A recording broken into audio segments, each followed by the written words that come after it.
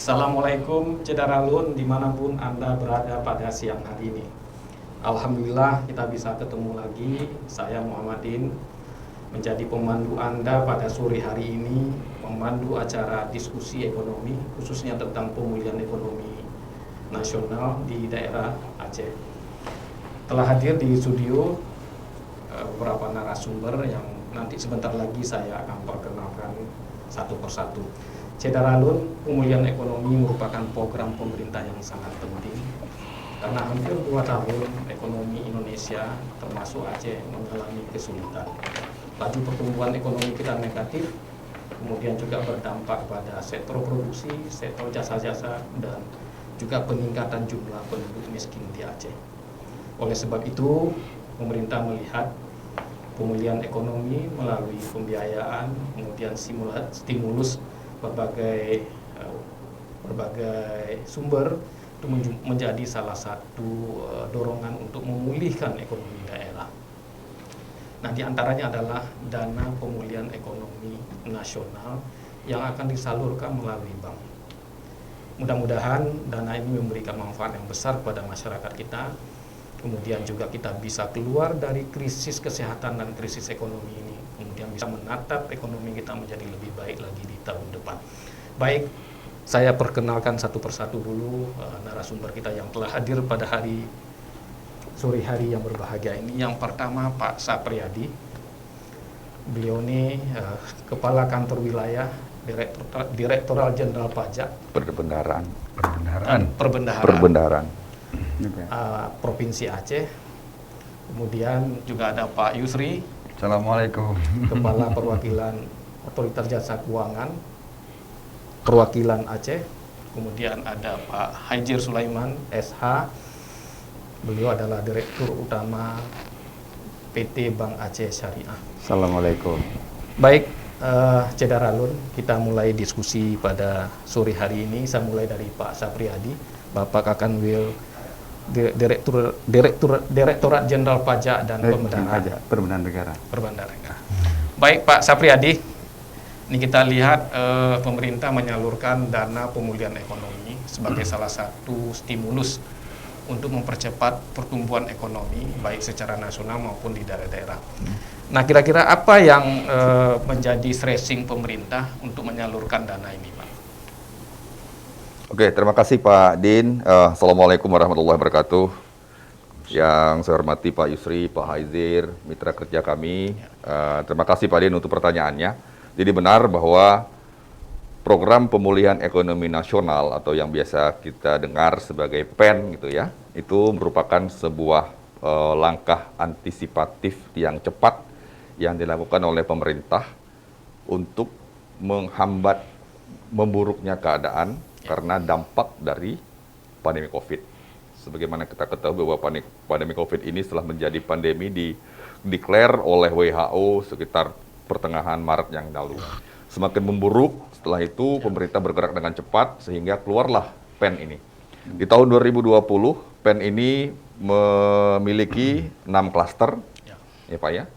Kemudian dengan alokasi pagu itu berada pada kisaran 695 triliun secara total. Secara nasional. Nasional total itu ya. Dengan memiliki 6 klaster tadi, diantaranya klaster kesehatan, klaster perlindungan sosial, klaster UMKM, insentif usaha dan lain-lain. Nah, salah satunya adalah klaster yang berhubungan dengan UMKM. Nah, di sana ada selain bantuan pemerintah untuk usaha mikro atau yang biasa kita kenal dengan BPUM, ada juga subcluster di mana pemerintah mendorong Bank Pembangunan Daerah itu juga untuk turut serta menjadi instrumen gitu ya, pemerintah menempatkan dananya di BPD. Nah, salah satunya yang sudah kita lakukan adalah penempatan dana pemerintah di Bank Aceh Syariah sejak tahun 2020 yang lalu.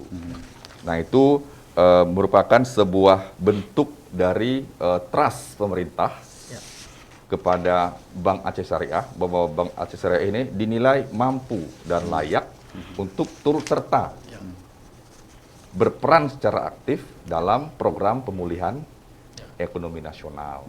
Nah, itu kami bersama dengan OJK sejak tahun lalu bersama-sama melakukan review, melakukan analisis bahwa Bank Aceh ini bisa untuk turut serta bersama pemerintah untuk bersama-sama ikut dalam program PEN di sejak tahun 2020 yang lalu. Begitu Pak Din, kurang lebih. Baik Pak, kemudian ini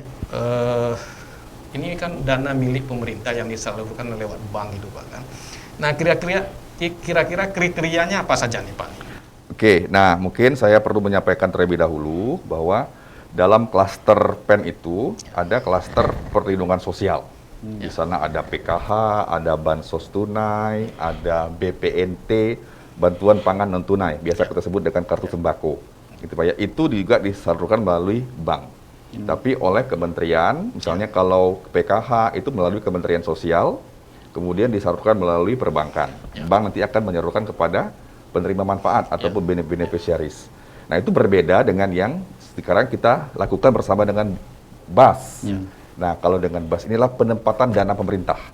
Jadi dana pemerintah yang ada di melalui alokasi PEN itu kita tempatkan di BAS. Kita tempatkan di bank BPD.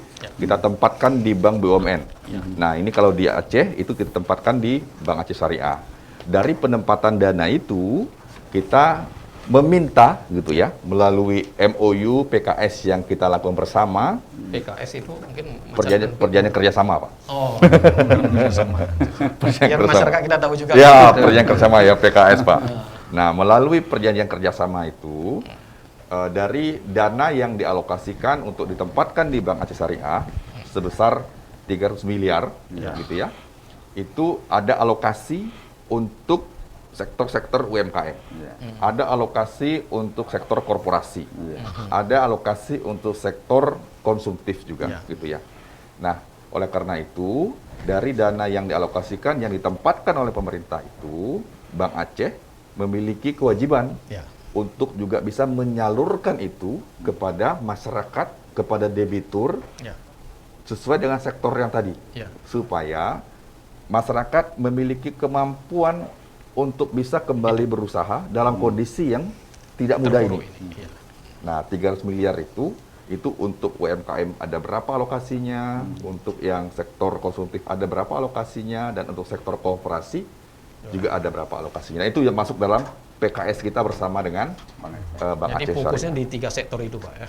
3 sektor itu Pak, betul ya Pak. Ini ada periodenya nggak Pak? Misalnya untuk 5 tahun atau 3 tahun untuk pengembaliannya gitu ya kan? Ini kan sifatnya revolving juga kan? Iya betul. Ada kira-kira? Nah, kalau untuk penempatan dana basisnya PEN ini kita 6 bulan Pak. 6 bulan sudah 6 kembali bulan. gitu Pak, Untuk jilid pertama, 6 bulan kemarin sudah selesai.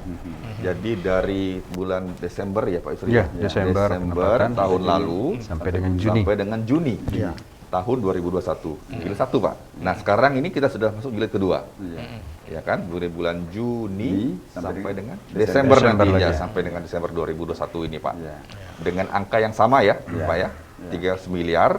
Terus Bank Aceh memiliki kewajiban untuk bisa meleverage dana pendapatan itu 2 kali lipat, minimal Pak. Minimal, jadi 600 miliar bisa minimal gitu. ya. Jadi kalau 600 miliar 1,2 T gitu kira-kira. Iya, tapi alhamdulillah kemarin itu Bank Aceh 1,5 triliun, berarti 5 kali Pak.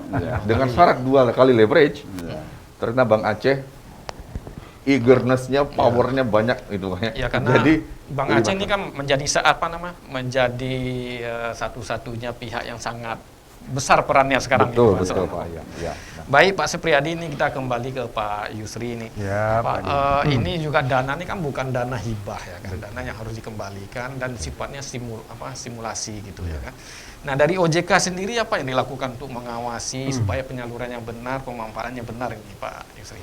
Baik Pak Din, mungkin kita sapa Syederalun sekalian semua yang ikut menyaksikan acara ini. Pak Safriyadi, terima kasih Pak sudah bersama kita terus ini mengawal bagaimana PEN ini. Lalu Pak Hezir, terima kasih banyak yang mengeksekusi ini program-program PEN yang ada di daerah. Baik Pak Din, barangkali mungkin sebelum menjawab apa yang dilakukan oleh OJK kaitannya dengan PEN ini tadi, dengan penempatan dana PEN, kami ingin jelaskan sedikit kepada masyarakat bahwa kita tahu begitu pandemi ini diumumkan oleh pemerintah pada Maret yang lalu, maka seluruh unsur di pemerintahan itu langsung bergerak cepat untuk memberikan stimulus. Fokus semua untuk bagaimana membantu masyarakat kita yang terdampak khususnya. Tidak terlepas dari semua unsur pemerintah itu ada OJK di dalamnya. Lalu apa yang dilakukan oleh OJK?